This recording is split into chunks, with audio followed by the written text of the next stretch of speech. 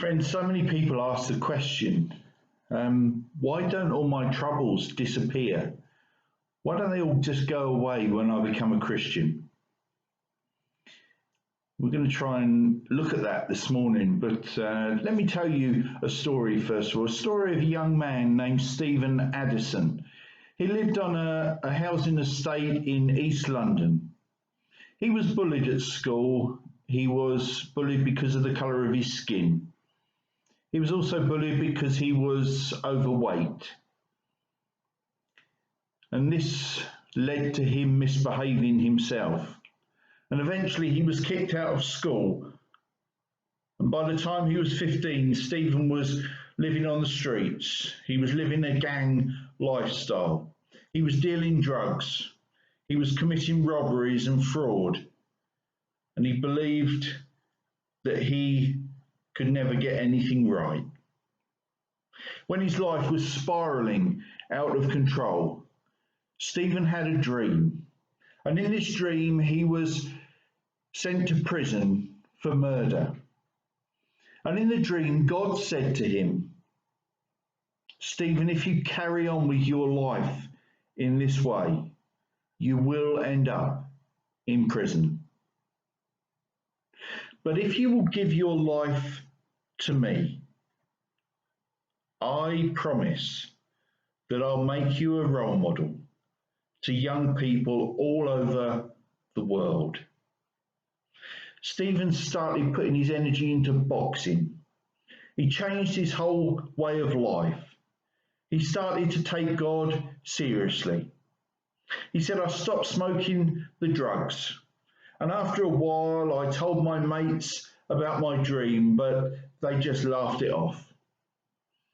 At the age of 20, Stephen won the gold medal at the British Amateur Boxing Championships.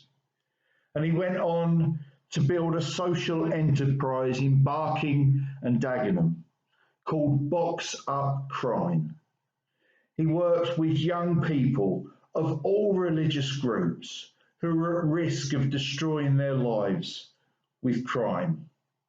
And Stephen today seeks to help young people by engaging them in boxing training, in getting them involved in educational programs and in mentoring.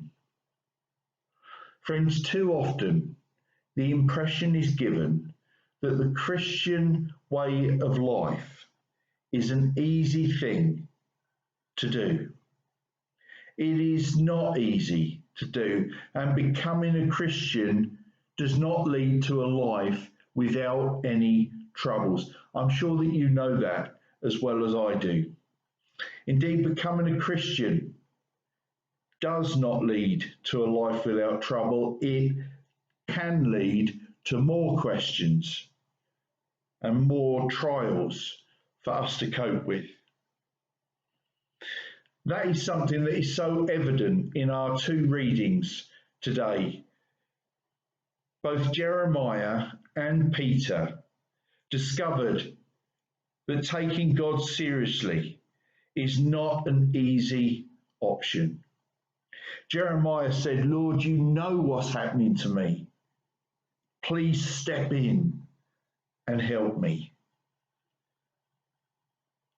Jesus said to Peter, if you're going to follow me, you're going to have to take up your cross and follow. In other words, this Peter is going to get serious. These two passages show us that following God demands that we take him and our faith seriously. But what does that mean in practical terms? Well, it may mean that we have to change the way that we do some things. I was reading this week about a king of Judah, King Asa. Asa was ruling at a time when people had turned their backs on God. They were going through terrible trauma in their daily lives. Let me just read this to you and see if this rings any bells with you about the situation we're in today with the COVID crisis. It says, It says this: during those dark times, it was not safe to travel. Problems troubled the people of every land. Nation fought against nation, and city against city, for they were troubled with every kind of problem. Friends, it sounds very much to me like what we're going through in our world. And people in King Asa's day, going through this terrible time of trauma, were really searching for meaning and purpose in life. They were searching for God. Sounds a lot like our world today. And it says there that whenever they were in trouble, they sought God and they found him. And the Lord gave them rest from their enemies. It says that they earnestly, the word earnest, to do something earnestly in the Old Testament is to take something seriously. And they earnestly sought after God. So a key to getting the most out of life is to take God seriously. Joshua leading God's people into the promised land, and they come up across an early obstacle in the city of Jericho. They need to defeat this city if they're going to move into the promised land.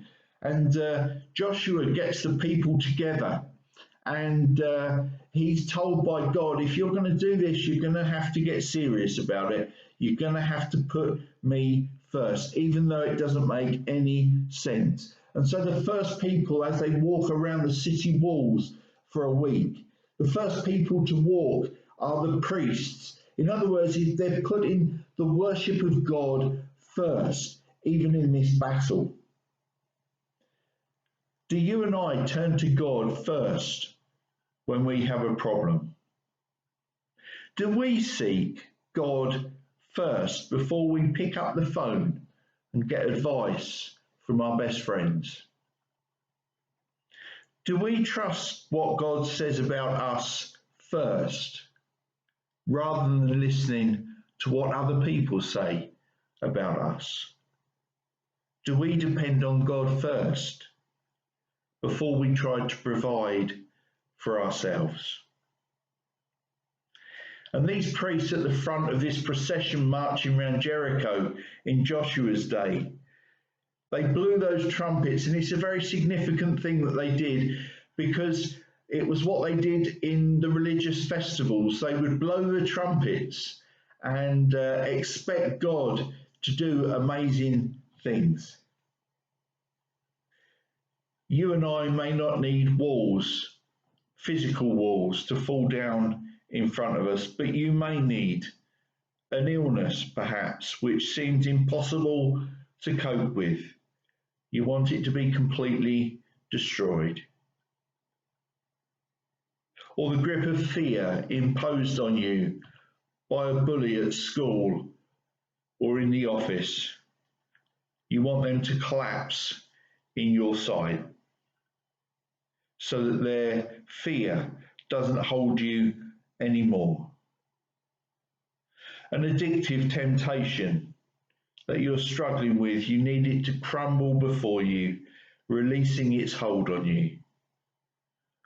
Or a friendship, you need to be rekindled, but it will mean removing the hurt and debris from the past. Instead of facing obstacles on our own, we need to do what the gang member Stephen Addison did. And we need to face those obstacles by putting God first. Jeremiah, in that passage that Mel read to us, he says these words, Jeremiah chapter 15, verse 15. Lord, you know what's happening to me. Please step in and help me. The word that we're using in that passage says, you know, but the New International Version says, you understand. You know, friends, God does understand. God does know. When you feel panicked by the pandemic, God understands that. When you've had enough of being on your own, God knows that. And when nobody seems to understand, God does. Stephen Addison couldn't find a way through when his life was spiraling out of control. But the day that he was on the back of the newspaper in the sports column with a picture of him holding up his gold medal for boxing, 4 of his former friends were on the front page of that very same newspaper, and they were being given life in prison for murder. When Stephen took God seriously, his life was transformed. He now runs the behavioural program at his old school. And he says this, years earlier, they told me never to set foot in this school again. And he said, and now I am a school governor at that very school. Friends, we've covered a lot this morning. But to sum up what we've been exploring, don't just play at faith. Take God seriously. And as discovered by King Asa and Jeremiah the prophet and Joshua the great leader and Peter, one of Jesus' closest friends, all your troubles won't simply disappear, but you will discover, like them, that God is with you. He will direct you through those times of trouble, and you will come out with a life transformed because you took God seriously. Amen.